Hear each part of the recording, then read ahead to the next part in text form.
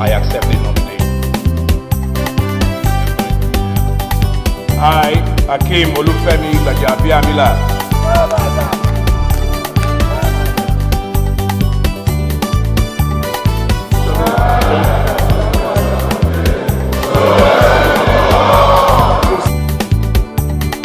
God bless you all.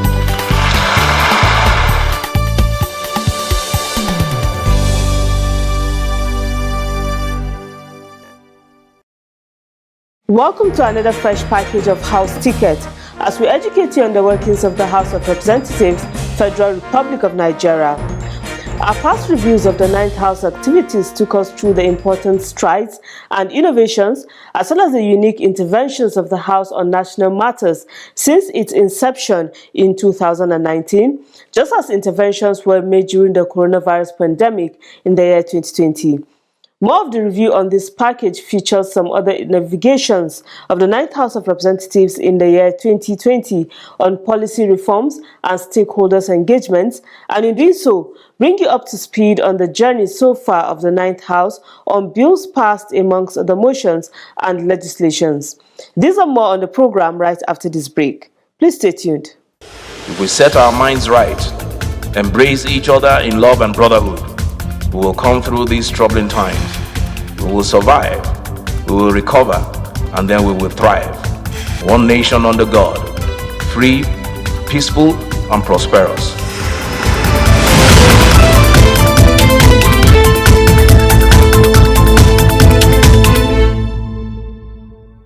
Hello again.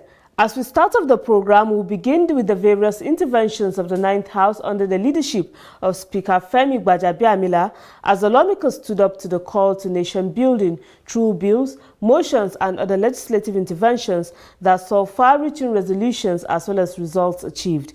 Bills such as the economic stimulus and police reform, amongst others. The report was compiled and presented from the studio. Unarguably, the 9th National Assembly, being an arm of government, had its activity for year 2020, largely shaped by the COVID-19 pandemic, just as the world over. Nevertheless, the 9th House of Representatives, under the stewardship of lawmaker Femi Gbajabiamila, navigated through these trying times to ensure it discharged its duties of lawmaking, committee engagements, stakeholders' interactions, as well as constituency engagements. Early on in March of 2020, barely weeks after the index case of the COVID-19 in Nigeria, the House came up with the Emergency Economic Stimulus Bill 2020, sponsored by the Speaker himself. This was part of response and a hope to bring economic stability to the nation's finances, which suffered the negative impact of the COVID-19 outbreak and its attendant effects on the economy. Given the prevailing circumstances, the bill was given accelerated hearing. The essence is to provide relief on corporate tax liability, suspension of import duty on selected goods, and deferral of residential mortgage obligations to the Federal Mortgage Bank of Nigeria for fixed term to protect jobs and alleviate the financial burden on citizens in response to the economic downturn occasioned by the outbreak of COVID-19 disease and for related matters. A breakdown of what the bill makes provision for includes temporary relief to companies and individuals to alleviate the adverse financial consequences of a slowdown in economic activities brought by the outbreak of COVID-19 in Nigeria, to protect the employment status of Nigerians who might otherwise become unemployed as a consequence of management decision to retrench personnel in response to the prevailing economic realities, to eliminate additional fiscal bottlenecks on the importation of medical equipment, medicines, personnel protection equipment, and other such medical necessities as may be required for the treatment and management of the COVID-19 disease in Nigeria, to ease the burden of importation and financial burden, thereby fostering easier access and reduction in prices. And to cater for general financial well-being of Nigerians pending the eradication of the pandemic and a return to economic stability. What we seek to do with this bill is to open the gates, open our shores, allow businessmen, government, parastatals, private individuals to bring in this equipment, to bring in this protective gear without thinking of the cost implication or the high percentage that would be needed to be paid to customs. These are short-term relief measures. We can review the bill before the expiration date if in the next 1 month, 2 months, hopefully, there is even no need for it anymore. I think if we can push this bill through, as my friend Honorable Osai often says, with the speed of light, giving it the urgency of now, the fierce urgency of now that it requires, I think we would have gone a long way in doing that which we're here to do, that is the security of lives and property of those who we represent. We are not intending to declare the country as a tax-free regime, no. We are not going to declare Nigeria as a laissez-faire state, no. But in the circumstances, we need this kind of legislation to provide for protection so that our businesses can continue. Because at the end, if any business organization or institution or company decides to lay off its staffers, the consequences will be back on us, the leaders of this great nation, especially those of us who are elected to represent the people of Nigeria on the green chambers of House of Representatives. This is a bill that will be for the good of the generality of the people of the Federal Republic of Nigeria. The bill was then considered clause by clause at the Committee of the Whole House and passed at third reading. Clause 10. Clause 11. Order, please. Third reading. Though not yet an act, it laid the foundation for the federal government of Nigeria to roll out a 2.3 trillion naira economic stimulus package for the nation, a tangible evidence of working collaboration between the executive and legislature. Another policy reform initiative of the Ninth House can be seen in the efforts it has made to ensure a more secure nation in terms of the fight against insurgency, armed banditry and kidnappings, amongst other forms of criminality. Several efforts have been made by the House to address the matter through various legislative moves, one of which is its work on a bill for an act to repeal the Police Act of 2004 and enact the Nigerian Police Bill to provide the framework for the Nigerian Police Force, ensure cooperation and partnership between the police and host communities in maintaining peace and combating crimes, and for related matters. The issue of Nigeria clamoring for community policing, as well as even the federal government itself, need to be legislated by us. Mr. Speaker, until and unless we put that under the proposed Police Act, the proposed police bill, where the issue of community policing should have a law regulating how they should be able to operate.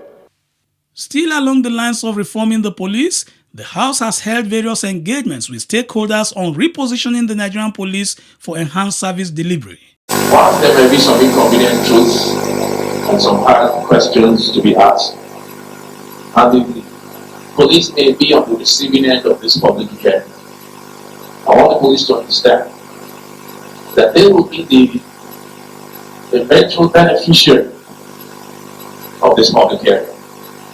So they should accept whatever is thrown at them, because the outcome is meant to be to inure to the benefit of the police. Because critical amongst what I believe is going to be discussed here and the outcomes will be the welfare of the police. You cannot feel people, particularly the police, in a situation where they can barely get themselves together. If I ask the policemen now, what's the situation with the insurance of the police personnel, I know very well the likely answer. Don't forget, it's going to be in the negative. My job today on this side, on behalf of this committee, is to metamorphose into a moderator. We will be very good listeners, and I implore all of you to please kindly, in the interest of the country, come up with cogent ideas where we will now say these are our inputs as a parliament.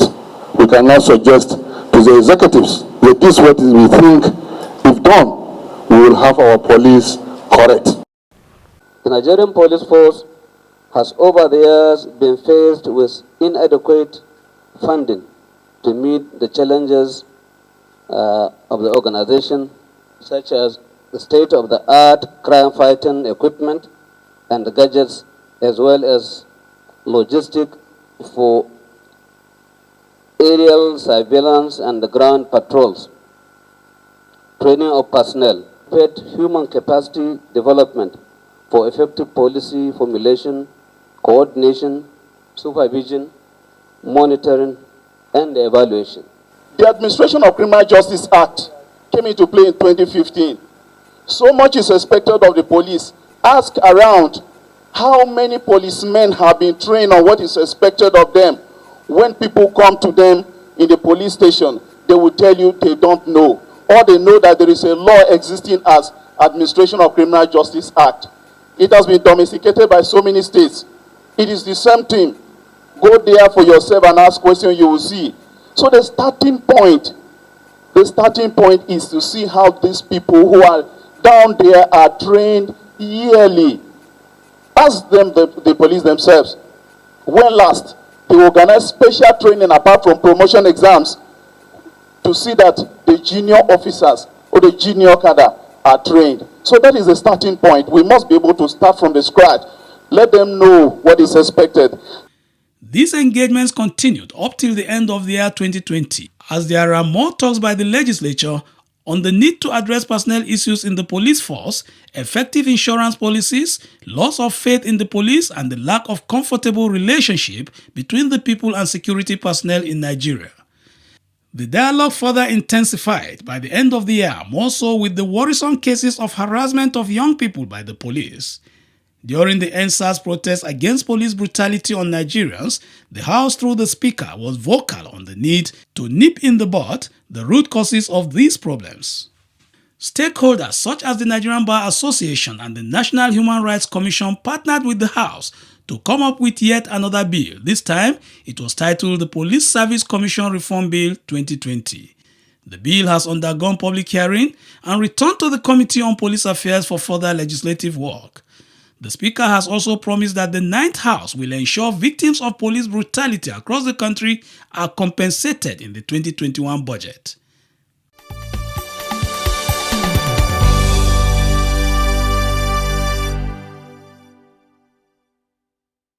Thanks for still being there. We've been taking a look at some of the navigations by the Ninth House in the year 2020 on critical issues discussed and legislations that followed, some of these issues arriving at far-reaching resolutions.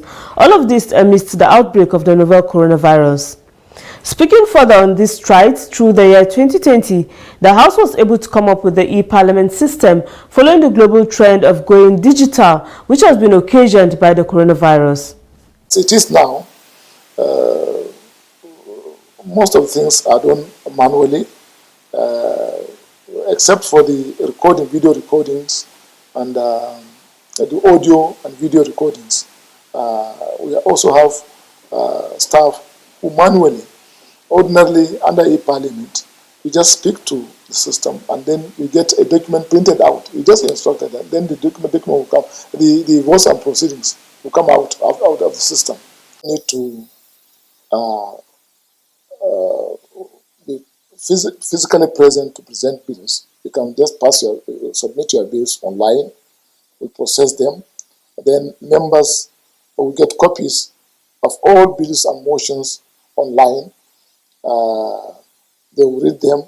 And even when you come to the chamber, you don't need other paper or physically. It's just a matter of tapping onto your system and everything will come online. The digital system installed on each lawmaker's seat has the following features and capacity. Each lawmaker is identified by his or her names, enhanced capacity to participate fully in plenary proceedings, as a copy of the other paper proceedings for each sitting day, as well as other documents needed for each day is uploaded into the system. E-attendance of individual lawmaker daily to take in his participation at plenary per day. E-voting capacity, sharper sound system, earplugs facility for more convenient use, automatic translation of foreign languages to enable foreign guests participate in the chamber proceedings, where the nation's lingua franca is the English language. Still during the year 2020, there have been numerous stakeholders' engagements within and outside the country, where diverse issues of concern have been addressed by the Ninth House. We are here seeking for answers and for justice. Lawmakers received the ambassador of the People's Republic of China to Nigeria, where proper enlightenment on the coronavirus outbreak was discussed, as well as China's support in combating and ending insecurity in Nigeria, alongside the need for stronger economic and political ties. Trade between China and Nigeria reached the new heights. According to our statistics, customs statistic, it is well over $19 billion, with China's imports from Nigeria increased by 44%. The National People's Congress of China is committed. At the moment, the prevention and control of the COVID-19 outbreak, the coronavirus, is the top priority of the Chinese government. China has taken the most thorough and rigorous measures, many of which have far exceeded what WHO and international health regulations required. In addition, as of December 2020, just before the end of the year break taken by the lawmakers, the House had overall treated over 100 motions on insecurity and over 491 bills on different policy reforms, including referrals from the Senate. Majority of the bills are at various stages of legislative fine-tuning for passage soon.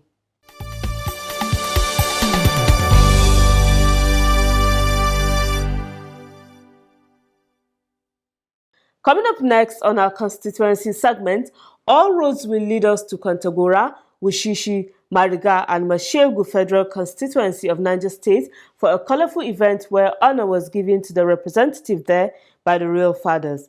Let's take a watch right after this break.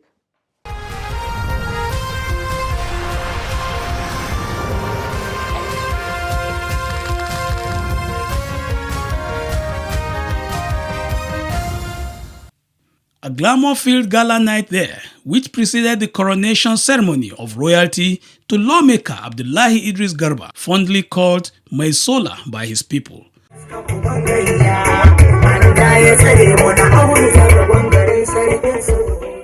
On the D-Day, being Friday the 15th of January 2021, all roads led to Kontagora Emirate Council Chamber and Palace of the Sarkin Sudan of Kontagora. His Royal Highness Alhaji Saidu Namaska, as invited guests made their way to the palace.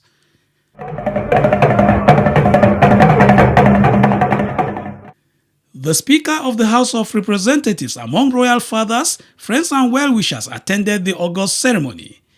The turbaning itself was conducted amid strict observance to the COVID-19 rules of limited number of persons in an enclosed space. In this regard, only a handful of people were allowed into the room for the turbaning, while the larger crowd waited at the premises of the palace. Lawmaker Abdullahi Idris Garba of Kontagora, Wushishi, Mariga and Mashegu Federal Constituency in the House of Representatives was then crowned as the Jagaban Kontagora by the Sarkin Sudan of Kontagora. In a goodwill speech, the Speaker of the House of Representatives, Femi Gbajabiamila, thanked the Sarkin Sudan of Kontagora, His Royal Highness Alhaji Saidu Namaska, for finding one of their own worthy of honor.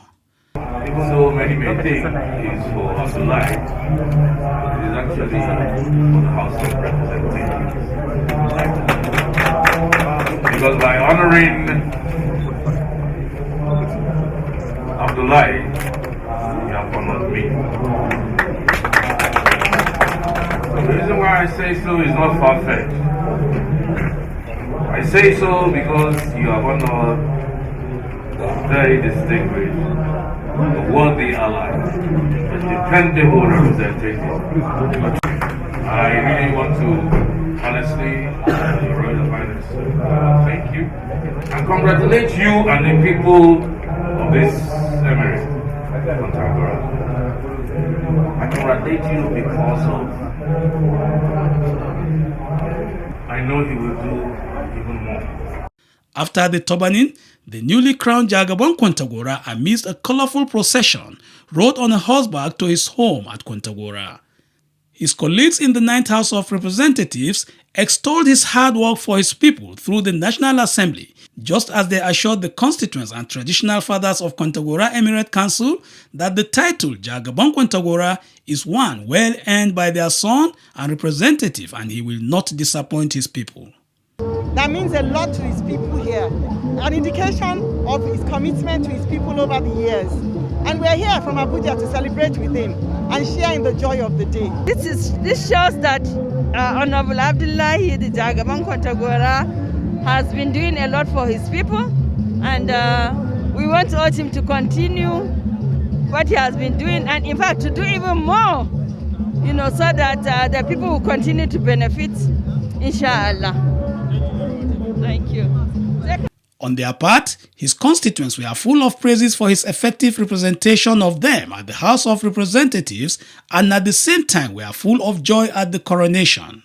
Popularly known as Maisola and 1 in million, we only have his type here in Kontagora as a whole, and we normally used to be proud to be around him, because he's a kind of man that his principle is to deal with people. No matter your level, he doesn't look at your level. No matter where you come from, he will always welcome you to his humble home. He deserves the title. Honorable Garba Idris mutum ne haziki wanda yake bai nuna bambanci ga addini, musulmai, kristan, kowa nashi ne. Mutuni ne wanda yake bai da abokin mu'amala sai ayan talaka a rayuwarsa. To muna gode ma ubangiji da wannan masarauta tamu, sai duba ta bashi wannan gagarumar sarauta ta jagaban sarkin Sudan. Ubangiji Allah ya taya shi riko. Mu matasa muna cike da farin ciki game da wannan nadin sarauta wanda yake cewa ba a taba yin irin shi ba a garin Kontagora. Sannan kuma wanda aka ba wanga sarauta ya cancanta. So mun dade muna neman Allah ya kawo muna wanda zai share muna hawaye a game da wanga sarauta. Sannan kuma muna neman wanda ke kawo muna ci gaba. A gaskiya Audu da ne. Sannan kuma ya kawo muna ci gaba a nan garin Kontagora wanda yake cewa ba mu taba samun shugaba kamar shi ba.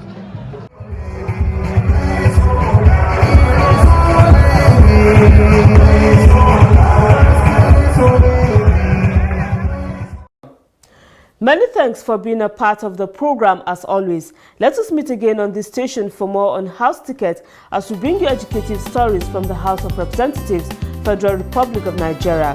COVID-19 is real. Wear a mask and do stay safe out there. See you again next time.